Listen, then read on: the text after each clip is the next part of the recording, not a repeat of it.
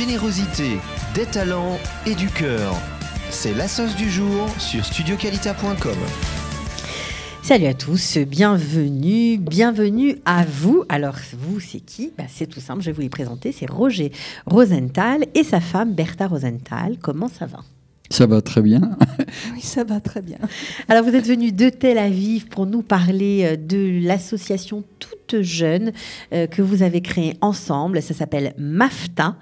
MAFTA, alors ça veut dire quoi, MAFTA ? Maison francophone de Tel Aviv. Maison francophone de Tel Aviv. Alors, c'est pour qui ? Ça s'adresse à qui ? Ça s'adresse essentiellement aux gens qui habitent à Tel Aviv. Ouais. Ça peut dépasser les frontières pour aller jusque Bat Yam, Ramat Gan, Givatayim, Okay. même Rishon LeZion. Mais ça s'adresse à quelle population ? C'est pour tout le monde ou pas ? C'est pour tout le monde, mais essentiellement pour les retraités D'accord. qui ont fait leur alia. Ouais. Et qui vivent dans le centre du pays, qui sont un peu seuls et qui ont envie de faire des trucs sympas parce qu'ils ont encore beaucoup d'énergie. C'est ça ? Voilà, exactement. Bon. Alors, avant de parler de MAFTA, parce que c'est toujours très intéressant de suivre un peu les parcours d'Alia, je voudrais juste savoir depuis quand vous êtes en Israël et pourquoi vous êtes monté. Alors, on est arrivé il y a maintenant bientôt 7 ans, oui, 7 ans, 2010, 2018, c'est cette année de bonheur. On a fait notre alia pour des raisons un petit peu particulières. C'est parce que on avait des enfants qui étaient mariés avec des non-juifs et on a voulu essayer de construire une maison ici pour les y recevoir et pour leur donner éventuellement l'idée d'y vivre pour le futur. Un jour, et si ce n'est pas eux, leurs enfants, tout du moins, c'est ça ? ça ? Oui, les enfants ne nous appartiennent plus. Oui. Ah ben ça, c'est voilà. Sûr. Et puis, l'avenir leur appartient. Alors, ils viennent maintenant, effectivement, depuis 7 ans, ils viennent tous les ans. On les accueille avec beaucoup de bonheur. On leur fait visiter le pays, mais maintenant, ils se débrouillent, ils louent des voitures et puis ils vont un petit peu partout. Il n'y a pas de souci. En tout cas, c'est assez original comme démarche parce que généralement, c'est plutôt le contraire. Ce sont les enfants qui amènent en Israël leurs parents avec eux dans leur valise un peu plus tard. Alors, vous essayez de faire le contraire. C'est tout à fait original. C'est pas gagné. C'est pas dur d'être sans eux, là ? Si, non ? tout à fait. C'est dur, non ? Oui, oui. Mais maintenant, il y a Skype, il y a WhatsApp, il y a le Facebook, téléphone. Il y a le téléphone, c'est sûr. Oui, donc, oui. Vous arrivez à maintenir le lien. Oui, tout à fait. Bon, mais... Comme si on y était. Comme si vous y étiez. Mais apparemment, vous aviez décidé de ne pas rester inactif et vous avez un lien très fort avec Israël. Juste pour la petite histoire, vous avez un frère qui a été très connu en Israël, qui était chanteur. Qui était chanteur, oui. Il a fait son alia en 62, il a fait l'armée. Et à l'armée, il a rencontré dans la chorale, donc à l'époque, une jeune fille, Redva Amrani. Et ils ont formé un couple qui a représenté donc Israël. Israël a envoyé au Japon pour un concours international, Yamaha, a envoyé Redva et David. Et ils ont chanté une chanson qui a gagné le premier prix. On va essayer de l'entendre, la chanson. Là. Je crois qu'on l'entend pendant qu'on parle. Voilà, comme ça fait un petit clin d'œil. C'est sympa comme tout.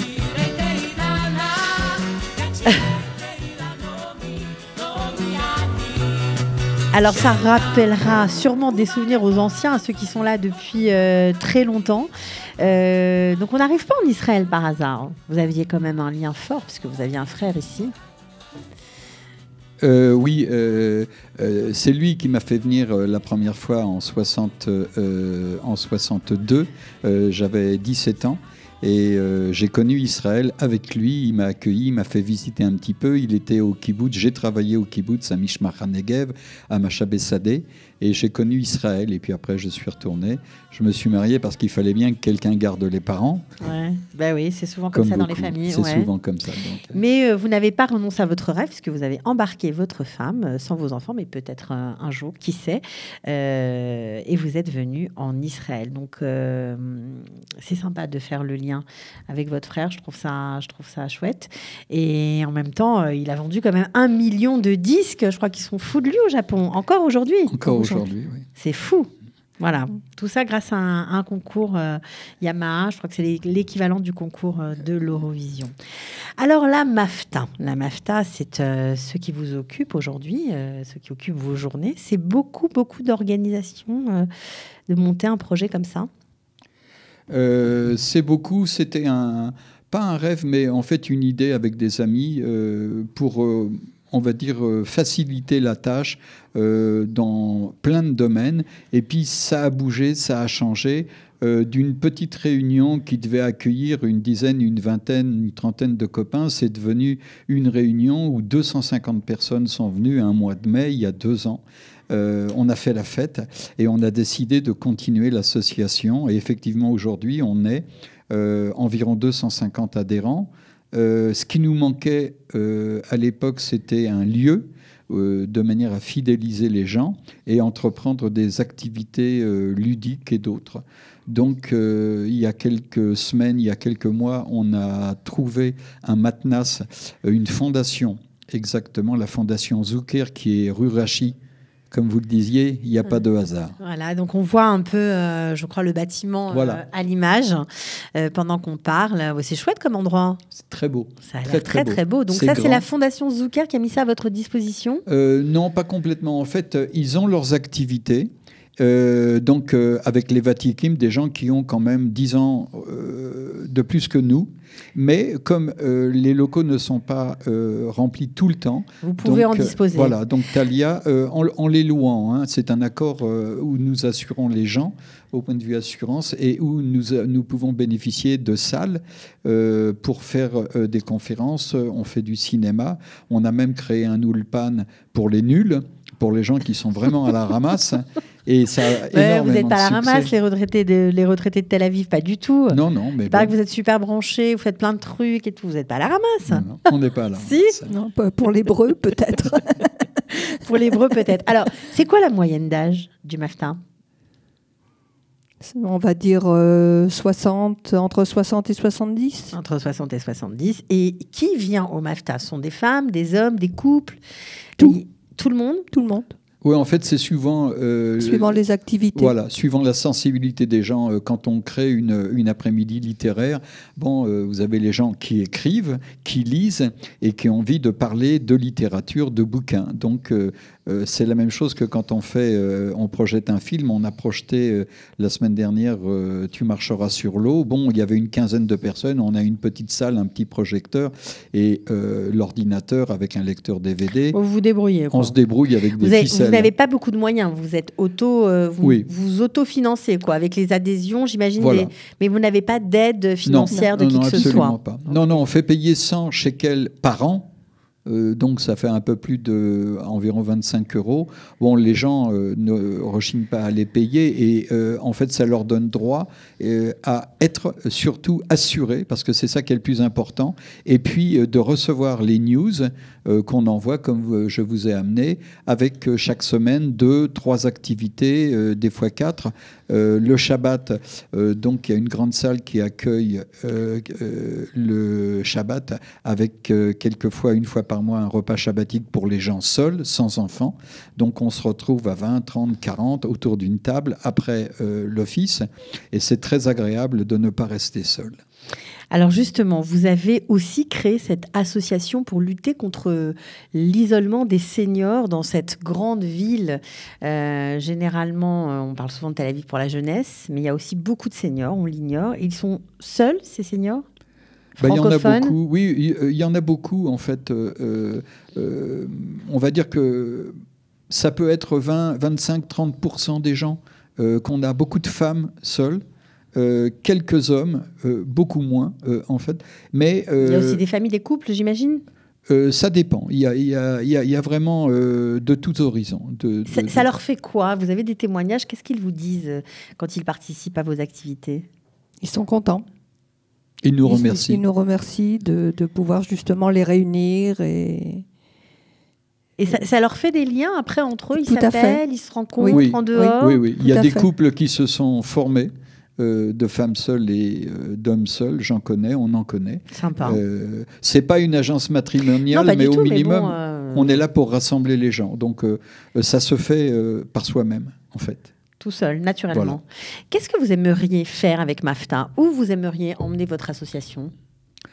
Ce que j'aimerais, c'est en fait chaque année, mais enfin vous allez me dire c'est facile, c'est pas complètement facile, c'est de se rapprocher d'actions, d'associations caritatives, en fait de manière à ce que on dépasse le fait d'activités ludiques et que on s'inclut dans une sphère, si vous voulez, de dons, d'aider les gens, en dehors de s'aider.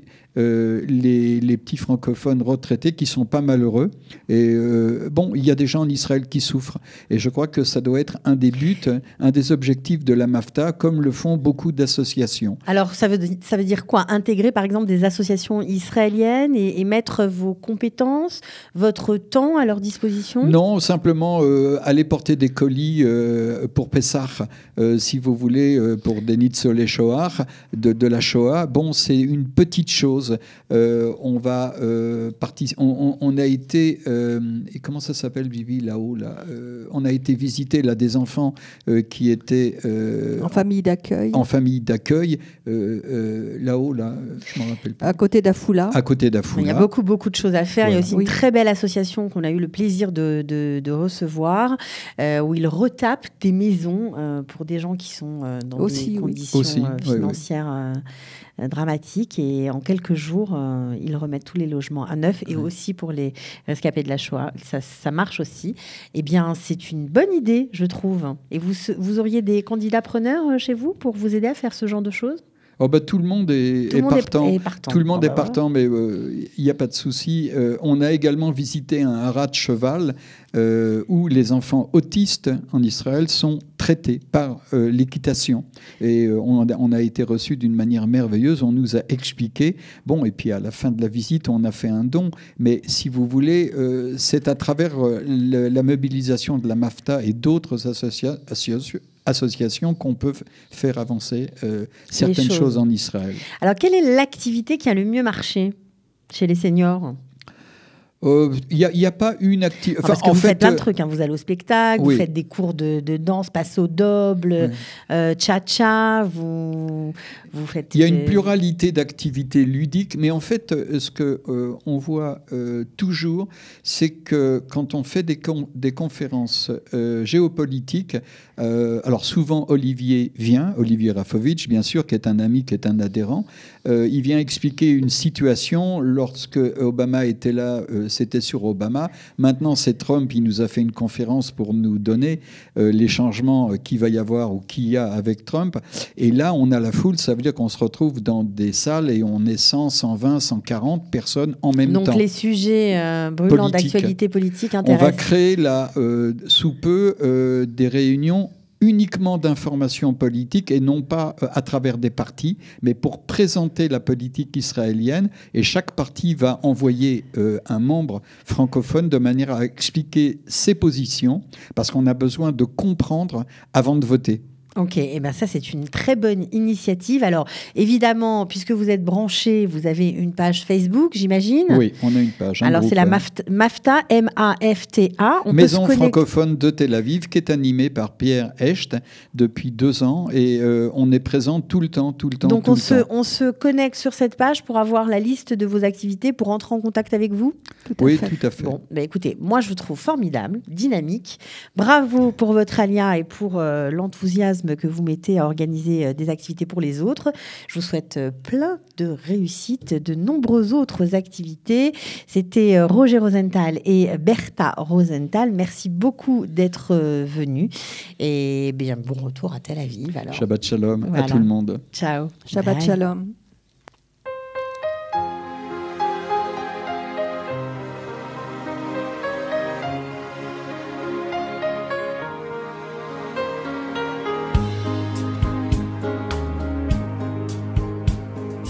כתף החרמון, ברוח הגלילית, אני ישראלית. בפרדסי לימון, תפוז ואשכולית, אני ישראלית. בבית קפה קטן על כוס גדולה של גזר, כשבתוכי שירי תש"ח עודי חורזת, אני ישראלית. Très fier aussi d'être là la maison francophone de Tel Aviv. On a besoin de vous, vraiment. Et on veut partager ce moment inoubliable. כשיש בצחוק רחב וגאווה חילית, אני ישראלית, לאור נרות החג ביום פקודה אוהבת, בהישמע צפירה עולה.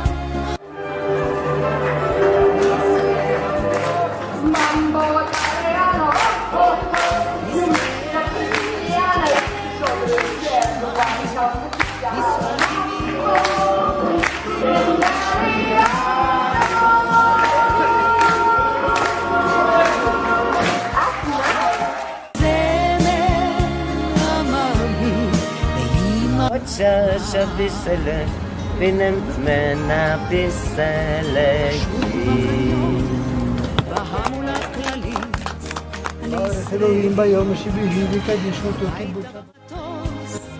שיר תקווה כללית, ישראלית, עוד מציירת בעיני רוחי שמיים, ואלוהים אחד ומלאכי כנפיים, אני ישראלית. נושאת שירי מחר למושבה גבולית, אני ישראלית, בפי תפילת שלום כחולה כמו טלית,